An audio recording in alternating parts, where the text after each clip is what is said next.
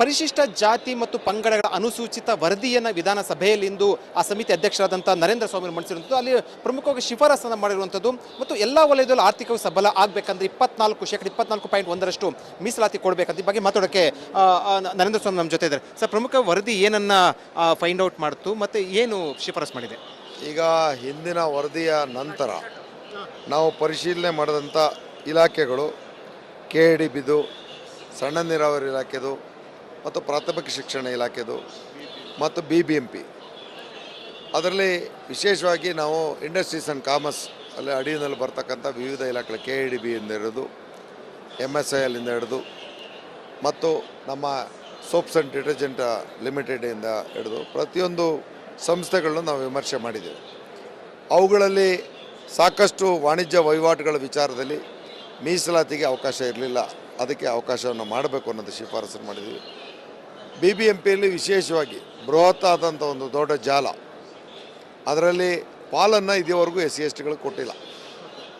ಆ ವಿಚಾರವಾಗಿ ನಾವು ಶಿಫಾರಸನ್ನು ಮಾಡಿ BBMPಯಲ್ಲಿ ಜಾಹೀರಾತು, ಅದು ನೀವು ಅಂಡರ್ ಪಾಸಲ್ಲಿರಲಿ ಮತ್ತು ಬೋರ್ಡ್ಗಳಲ್ಲಿರಲಿ ಮತ್ತು ಶೌಚಾಲಯಗಳ ಮೇಲೆ ಏನು ಅಡ್ವರ್ಟೈಸ್ಮೆಂಟ್ ಕೊಡ್ತಾರೆ ಅದರಲ್ಲಿರಲಿ, ಸ್ಕೈ ವಾಕಲ್ಲಿರಲಿ, ಈ ಎಲ್ಲ ವಿಚಾರದಲ್ಲೂ SC/STಗಳಿಗೆ 24.1% ಮೀಸಲಾತಿಯನ್ನು ಅಳವಡಿಸಬೇಕು ಅನ್ನೋದನ್ನು ಕೂಡ ಶಿಫಾರಸು ಮಾಡಿದ್ದೇವೆ. ವಿಶೇಷವಾಗಿ KADBನಲ್ಲಿ ನಮ್ಮ ಇಂಟರ್ನ್ಯಾಷನಲ್ ಏರ್ಪೋರ್ಟ್ ಹತ್ರ ಏರೋಸ್ಪೇಸ್ ಫೇಸ್ 1ನಲ್ಲಿ ಭಾಳ ತಪ್ಪಾಗಿ ಮೀಸಲಾತಿಯನ್ನು ಉಲ್ಲಂಘನೆ ಮಾಡಿದರು. ಅದನ್ನು ಕಡ್ಡಾಯವಾಗಿ ಜಾರಿ ಕೊಡಬೇಕು ಮತ್ತು ಈ ಹಿಂದೆ ಮೊದಲು 2009ರವರೆಗೆ ನಮ್ಮಲ್ಲಿ SC/STಗಳಿಗೆ ಈ ಒಂದು KADBಯಿಂದ ನಿವೇಶನಗಳು ಕೊಟ್ಟಿದ್ದು ಎಷ್ಟಪ್ಪ ಅಂದರೆ ತುಂಬ ಶೋಚನೀಯವಾದ್ದು. 0.7% ಮಾತ್ರ ಕೊಟ್ಟಿತ್ತು ಈ ರಾಜ್ಯದಲ್ಲಿ, 1% ಇಲ್ಲ. ಅದರ ನಂತರ 13-14ರಲ್ಲಿ SCPTSP ಆ್ಯಕ್ಟ್ ಬಂದ ಮೇಲೂ ಕೂಡ ಅವರು 24.1% ಅನುಸರಿಸಲಿಲ್ಲ. ಇದನ್ನು ನಾವು ಪರಿಶೀಲನೆ ಮಾಡಿದಾಗ ಸಿಕ್ಕಿದಂಥ ಅಂಶಗಳು. ಅದನ್ನು ಕೂಡ 24.1%ನ ಪೂರ್ಣ ಮಾಡಬೇಕಾದ್ರೆ ಬ್ಯಾಕ್ಲಾಗು ಫಿಲ್ ಮಾಡಿ ಇನ್ನು ಮುಂದೆ ಹಂಚಿಕೆಯಲ್ಲಿ ಕಡ್ಡಾಯವಾಗಿ 24.1%ನ್ನು ಹಂಚಿಕೆ ಮಾಡುವಂಥ ಜಾಗದಲ್ಲಿ ಒಂದು ಭಾಗಕ್ಕೆ ಮಾತ್ರ ಕೊಡಬೇಡಿ. ಅದನ್ನು ನೀವು ರೋಸ್ಟರ್ ಪಾಯಿಂಟ್ ಹೆಂಗೆ ಕೊಡ್ತೀರಿ ಇದು ಪ್ರಮೋಷನಲ್ಲಿ, ಅದೇ ರೀತಿ ಇಲ್ಲಿ ಒಂದೊಂದು ಬ್ಲಾಕ್ಗಳಲ್ಲೂ ಅಥವಾ ಒಂದೊಂದು ಪ್ಲಾಟ್ಗಳನ್ನು ಮಧ್ಯ SC/STಗಳಿಗೆ ಕೊಡೋದಕ್ಕೆ ಅವಕಾಶ ಮಾಡಿ ಅನ್ನೋಂಥ ಶಿಫಾರಸನ್ನ ಮಾಡಿದ್ದೇವೆ.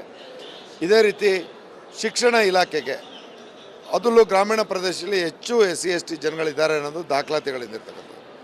CSR ಫಂಡ್ಗಳನ್ನ ಆ ಮಕ್ಕಳುಗಳ ಉನ್ನತ ಶಿಕ್ಷಣಕ್ಕೆ ಮತ್ತು ಆಧುನಿಕ ಶಿಕ್ಷಣಕ್ಕೆ ಒತ್ತು ನೀಡುವಂಥ ಕಾರ್ಯಕ್ರಮಗಳನ್ನ ಮಾಡಿ ಅನ್ನೋ ಶಿಫಾರಸು ಮಾಡಿ. ಆರ್ಥಿಕವಾಗಿ ಸದೃಢ ಆಗಬೇಕು ಅಂತ ಹಿನ್ನೆಲೆಯಲ್ಲಿ BBMPಯಲ್ಲಿ ಜಾಹೀರಾತು ಸೇರಿದಂತೆ ಅಲ್ಲಿ 24.1% ಮೀಸಲಾತಿ ಅಂತ ಕೇವಲ BBMPನ ಅಥವಾ ಇಡೀ ಓವರಾಲ್ ಎಲ್ಲ ಟೆಂಡರ್ ಸಂಬಂಧಪಟ್ಟಂತೆ ಕೂಡ ಎಲ್ಲ ಇಲಾಖೆಗಳು ಅಂತ ಏನಾದರೂ ಕೂಡ ಹೇಳಿದ್ದೀರಿ? ಈಗಾಗಲೇ ಟೆಂಡರ್ನಲ್ಲಿ ಅದು ಮೀಸಲಾತಿ ಇದೆ. ಮೀಸಲಾತಿ ಇದೆ ಸರ್. 1 ಕೋಟಿವರೆಗಿನ ಕಾಮಗಾರಿಗಳಲ್ಲಿ 24.1% ಮೀಸಲಾತಿ ಎಲ್ಲ ಕಾಮಗಾರಿಗಳು ಮೀಸಲಾತಿ ಇದೆ. ಅದನ್ನು 2013ರ ನಂತರ ಅಂದು ಸಿದ್ದರಾಮಯ್ಯನವರ ನೇತೃತ್ವದ ಸರ್ಕಾರದಲ್ಲೇ ಈ ಒಂದು ನಮ್ಮ ಶಿಫಾರಸನ್ನ, ನಾವಾಗಲೂ ನಾನೇ ಅಧ್ಯಕ್ಷನಿದ್ದೆ, ನಮ್ಮ ಶಿಫಾರಸನ್ನ ಚಾಚು ತಪ್ಪದೆ ಜಾರಿ ಮಾಡಿದ್ರು. ಈ ಶಿಫಾರಸಲ್ಲಿ 24.1 BBMP ಮಾತ್ರ ಇರಲಿಲ್ಲ. ಮುಂಚೆ ಜಾಹೀರಾತು ವಿಚಾರಕ್ಕೆ ಮುಂಚೆ ಇರಲಿಲ್ಲ BBMP ಜಾಹೀರಾತಿನಲ್ಲಿ ಅದನ್ನು ಇವಾಗ ನಾವು ಶಿಫಾರಸು ಮಾಡಿದ್ದೇವೆ. ಎಲ್ಲ ವಲಯದಲ್ಲೂ ಕೂಡ ಅಂತ ಹೇಳಿದ್ರೆ, ಅಂದರೆ ಎಲ್ಲ ವಲಯದಲ್ಲೂ ಕೂಡ ಇದು ಇರಬೇಕು ಅಂತ. ಹೌದು, ಎಲ್ಲ ಅದು ಸ್ಕೈ ವಾಕ್ ಇರ್ಬೋದು ಅಥವಾ ಪ್ಯಾನಲ್ ಬೋರ್ಡ್ಗಳಲ್ಲಿರ್ಬೋದು ಅಥವಾ ನಮ್ಮ ಇದು ಅಂಡರ್ ಪಾಸ್ಗಳಲ್ಲಿರ್ಬೋದು, ಮತ್ತು ಇದು ಶೌಚಾಲಯಗಳ ಮೇಲೂ ಕೂಡ ಅಡ್ವರ್ಟೈಸ್ಮೆಂಟ್ಗೆ ಅವಕಾಶ ಕೊಟ್ಟಿದ್ದಾರೆ. ಅಲ್ಲಿ ಈ ಎಲ್ಲದರಲ್ಲೂ ಕೂಡ ಇದು ಮೇಜರ್ ಒಂದು ಟ್ರಾನ್ಸಾಕ್ಷನ್ ನಡೀತಾ ಇರ್ತದೆ. ಅದರಲ್ಲಿ ಈ ವರ್ಗವನ್ನು ಹೊರಗಿಟ್ಟಂಗಿತ್ತು, ಅದರಲ್ಲೂ ಇವ್ರಿಗೆ ಮೀಸಲಾತಿಯನ್ನು ದೊರಕಿಸ್ಕೊಡ್ತಕ್ಕಂಥದ್ದು ನಮ್ಮ ಉದ್ದೇಶ.